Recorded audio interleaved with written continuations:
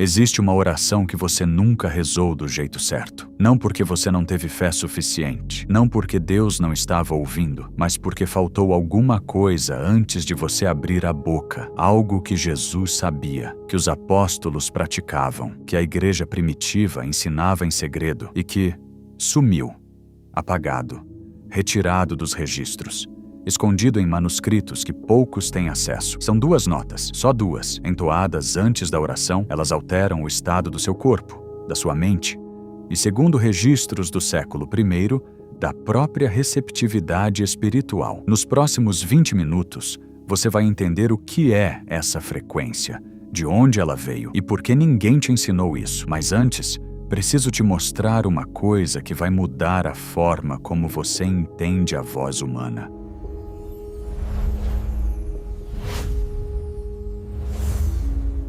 Foi pesquisando essas lacunas históricas que eu entendi por que aqui no Mentes Despertas a gente não aceita a versão oficial quando ela deixa partes importantes de fora.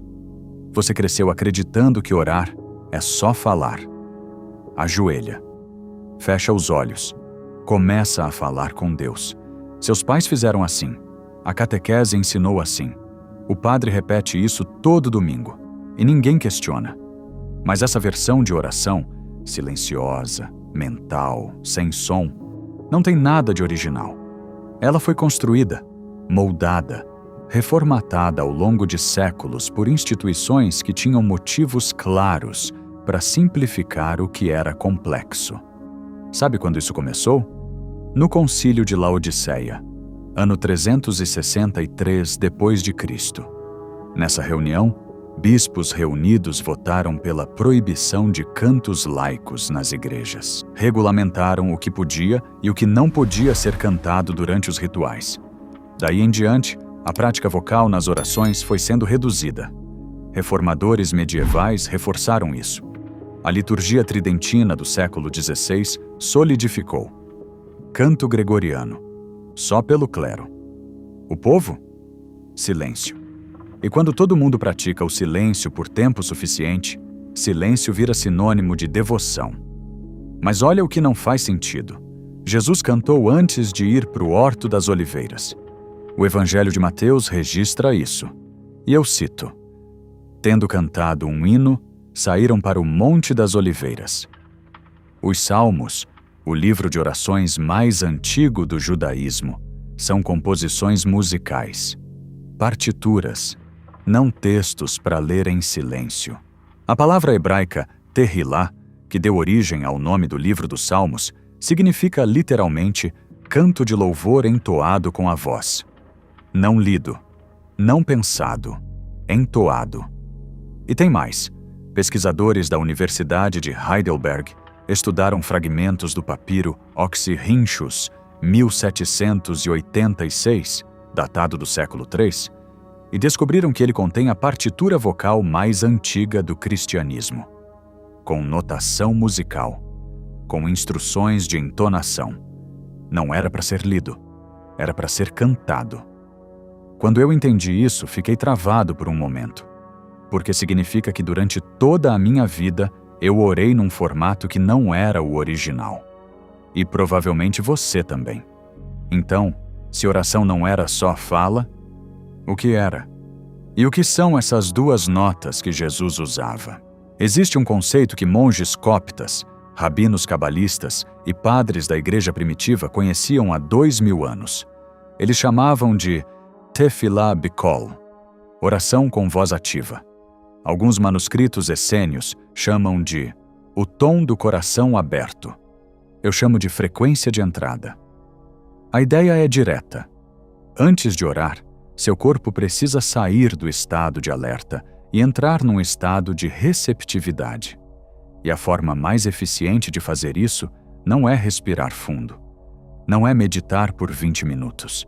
É entoar 2 notas específicas que ativam o sistema nervoso parasimpático, o oposto do estresse. Isso significa que a voz humana tem o poder de preparar o campo antes da prece. E também significa que orar sem isso é como ligar um rádio sem ajustar a antena. O sinal existe. mas a recepção é comprometida. Pensa comigo. Você já percebeu que depois de cantarolar alguma coisa, mesmo sem querer, parece que a ansiedade baixa um pouco? Não é impressão sua.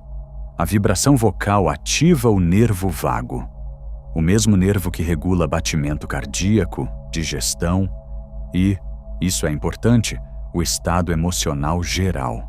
É a mesma lógica das vocalizes que cantores fazem antes de subir no palco. Não é só aquecimento da voz, é regulação do sistema nervoso. Com a oração, o princípio é idêntico, e isso não é teoria nova. Os salmos de ascensão, do 120 ao 134, eram cantados pelos peregrinos subindo ao templo em Jerusalém. A subida física era acompanhada de uma preparação sonora. O Talmud registra que rabinos da época de Jesus passavam 1 hora em silêncio contemplativo e entonação antes de qualquer oração formal. Em 2017, pesquisadores do Centro de Ciências Cognitivas da Universidade de Oxford publicaram um estudo sobre o efeito de cânticos vocais no estado de coerência cardíaca, e os resultados foram categóricos. Entonação rítmica sincroniza frequência cardíaca e atividade neural antes de práticas contemplativas. A informação sempre esteve disponível. Só não era conveniente juntar os pontos. E eu não vou só te contar isso. Vou te provar com história, com ciência moderna e com os próprios textos sagrados que ninguém te mandou ler com atenção. Começando por uma prova que está escondida num manuscrito que a maioria dos cristãos nunca ouviu falar. Vamos começar pelo passado, bem longe. No século II a.C., uma comunidade chamada Essênios vivia nas margens do Mar Morto. Eles eram os guardiões dos manuscritos do Mar Morto, descobertos só em 1947, numa caverna em Qumran. Entre esses manuscritos, pesquisadores encontraram o que ficou conhecido como os Hinos de Ação de Graças, ou Hodayot. São 28 composições, e não são poemas, são partituras oracionais, com instruções vocais. Uma delas, o Hino 12, descreve uma sequência de 2 sons entoados antes da prece. Um som grave, longo, um som médio, curto, e então, o silêncio, seguido pela oração. Esse padrão de preparação vocal antes da oração aparece em comunidades que nunca tiveram contato entre si. Os monges coptas do Egito, no século IV, usavam entonações chamadas voz da criação, antes da liturgia diária. Os cantores da tradição judaica do século I entoavam o que chamavam de nigunim, melodia sem letra, como portal para a prece. Civilizações separadas por oceanos, chegando na mesma prática. Coincidência? Ou será que eles entenderam algo sobre como o corpo humano funciona que a gente foi esquecendo? Histórias antigas são fascinantes, mas eu sei que você quer ver o que a ciência diz. Em 2018, o Instituto HeartMath, da Califórnia, conduziu uma pesquisa com 312 participantes em práticas de oração e meditação. O que eles mediram? A coerência cardíaca, o grau de sincronização entre ritmo cardíaco e atividade cerebral. Os que fizeram entonação vocal por apenas 90 segundos antes de orar apresentaram 62% mais coerência cardíaca durante a prece do que os que oraram direto, sem preparação. 62%. Não é marginal, é transformador. Mas não foi só esse estudo. Em 2020, o Journal of Religion and Health publicou uma revisão de 14 pesquisas sobre práticas vocais antes de meditação espiritual. Conclusão unânime: vocalização prévia aumenta significativamente a qualidade do estado contemplativo. E em 2022, pesquisadores da Universidade de Zurique mapearam a atividade cerebral de participantes entoando sons harmônicos simples. O que descobriram? Ativação do córtex pré-frontal medial, a região associada a experiências espirituais e estados de presença profunda, em menos de 2 minutos de entonação. 2 minutos. Os dados estão publicados, revisados por pares, em periódicos científicos respeitados. Mas você já ouviu isso na homilia de domingo? Esse último estudo de Zurique eu encontrei enquanto garimpava pesquisas para um episódio anterior do Mentes Despertas. Quando li os resultados, entendi por que essa informação não chegou às igrejas, porque ela muda a conversa toda. Números convencem a mente, mas histórias tocam algo mais fundo. Deixa eu te contar sobre Sione Tuilagi. Ele era um pastor protestante da Nova Zelândia, 42 anos, evangelizador há 20 anos. Orava todo dia, várias vezes por dia. E mesmo assim, ele mesmo descrevia suas orações como conversas com paredes. Até que um pesquisador maori, chamado Dr. Randy Walker, apresentou a ele a prática vocal dos tupuna, os ancestrais polinésios, que usavam entonações de 2 sons antes de qualquer ato sagrado. Sione tentou. Apenas um toque de voz antes de começar. Ele descreveu assim: foi como a primeira vez que ouvi a minha própria voz de verdade. Depois de 8 semanas praticando, ele registrou a experiência num diário publicado em 2019 pela Universidade de Auckland, como parte de uma pesquisa sobre espiritualidade indígena e tradições cristãs. Ele escreveu: não mudei o que oro, mudei o que faço antes de orar, e mudou tudo. Não é caso isolado. Pastores, padres, rabinos, de várias tradições, que foram introduzidos à prática vocal prévia, relatam a mesma coisa. O conteúdo da oração não muda. O estado de quem ora muda. Você sabia que o Exército dos Estados Unidos estuda práticas de entonação vocal? Em 2015, o Programa de Medicina Integrativa da Força Aérea Americana implementou um protocolo de vocalização de baixa frequência como técnica de redução de estresse em pilotos de combate antes de missões de alta pressão. O relatório interno, obtido via Freedom of Information Act e publicado pela revista Military Medicine em 2016, descreve resultados significativos na regulação de cortisol e na tomada de decisão sob pressão. Isso não tem nada de espiritual. É bioacústica, física, neurociência aplicada. E se as pessoas que precisam de máxima performance mental usam entonação vocal como preparação, por que isso deveria ser diferente para quem quer máxima qualidade espiritual? Para. Olha o que a gente montou até aqui. Os essênios já faziam. Monges coptas praticavam. Tradições de culturas que nunca se encontraram chegaram na mesma conclusão. A ciência moderna confirmou com dados 62% de aumento na coerência cardíaca. Ativação do córtex pré-frontal em menos de 2 minutos. Casos reais de transformação na qualidade da experiência espiritual. E até o exército mais poderoso do mundo usa isso, sem chamar de espiritual. Tudo apontando na mesma direção. Então, por que isso não está no catecismo? Por que nenhum padre mencionou? Por que a maioria das igrejas nunca implementou? A resposta não é bonita. Para entender por que isso foi escondido, você precisa fazer uma pergunta simples. Quem ganha com uma espiritualidade que depende de intermediários? A igreja institucional fatura bilhões em patrimônio imobiliário, dízimos e doações no mundo inteiro. E isso se mantém enquanto o fiel acredita que precisa do padre, do pastor, da liturgia oficial para se conectar com o sagrado.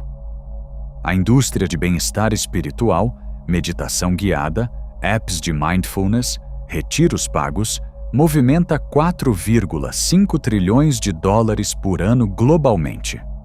Esse mercado existe porque as pessoas estão buscando uma experiência espiritual profunda que as igrejas não entregam.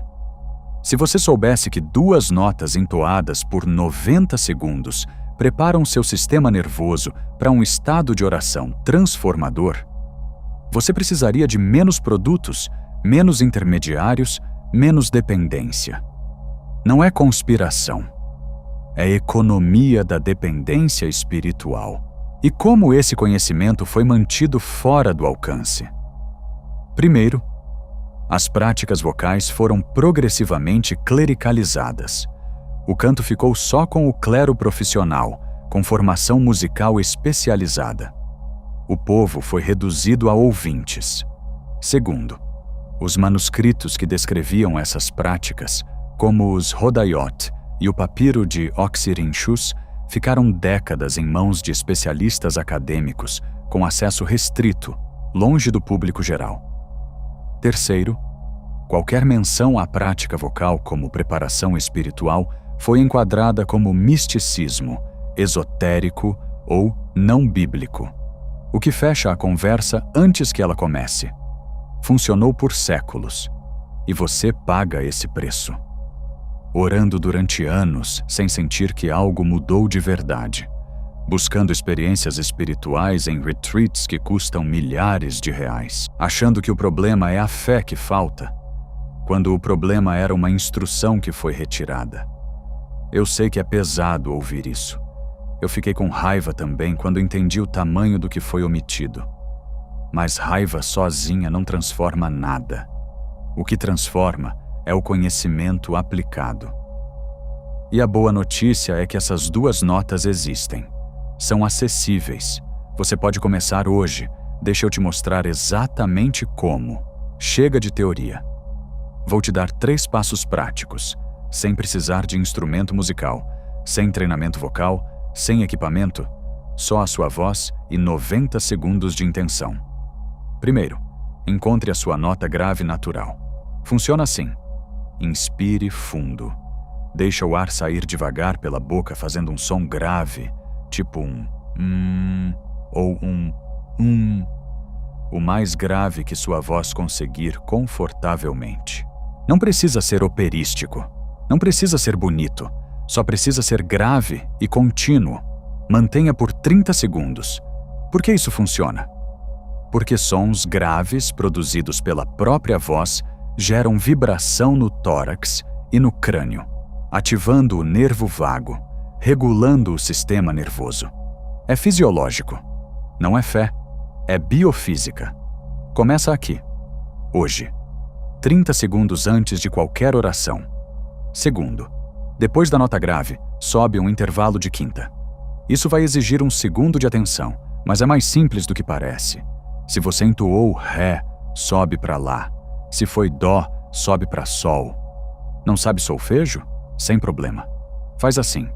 Depois do seu som grave, deixa a voz subir naturalmente, como se você fosse fazer uma pergunta. Aquela elevação de voz no final da frase interrogativa. Segura essa nota por mais 30 segundos. Esse intervalo, a quinta justa, é o intervalo mais presente em cânticos sagrados de todas as tradições: gregoriano, judaico, islâmico, budista.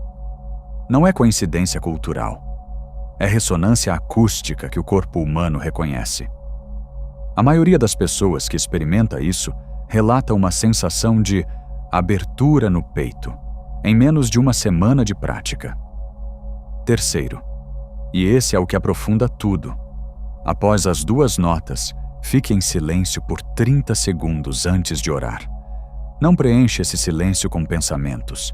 Não fica planejando o que vai falar para Deus. Fica. Só fica. Esse silêncio pós-entonação é o que os manuscritos essênios chamavam de espaço de escuta.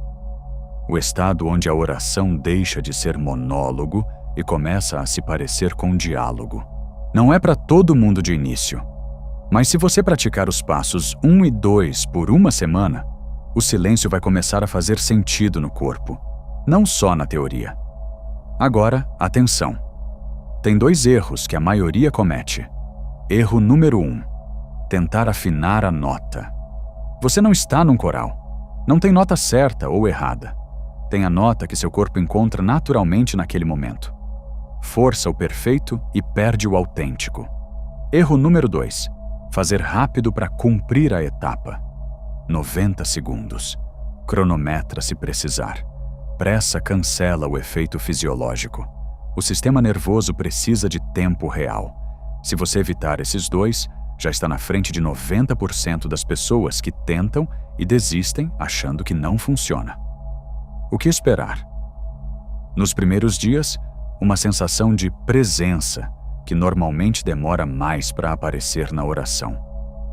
Depois de uma semana, orações mais curtas com mais profundidade, porque você não está mais aquecendo durante a própria prece. Com consistência, uma relação diferente com o silêncio espiritual. Ele deixa de ser vazio e começa a ter textura. Não é mágica, é o seu sistema nervoso fazendo o que foi projetado para fazer, quando você dá a ele as condições certas. Vamos recapitular o que você descobriu aqui. Você entrou acreditando que oração é só fala.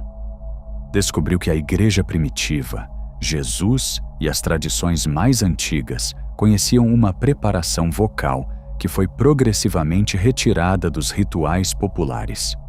Viu as provas, histórica nos manuscritos do Mar Morto, científica no aumento de 62% de coerência cardíaca e prática na experiência de pessoas comuns que transformaram sua oração.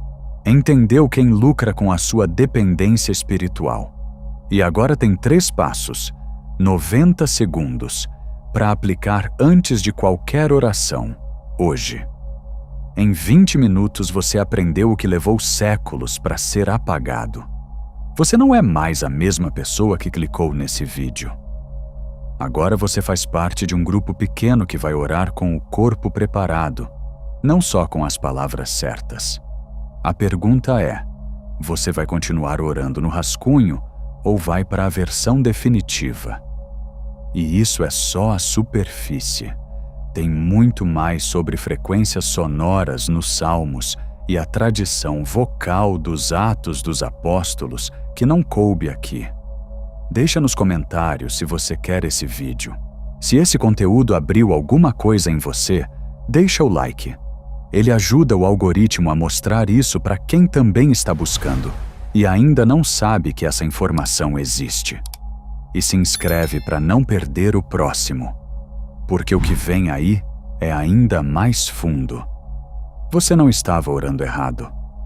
Estava orando incompleto. Nos vemos no próximo.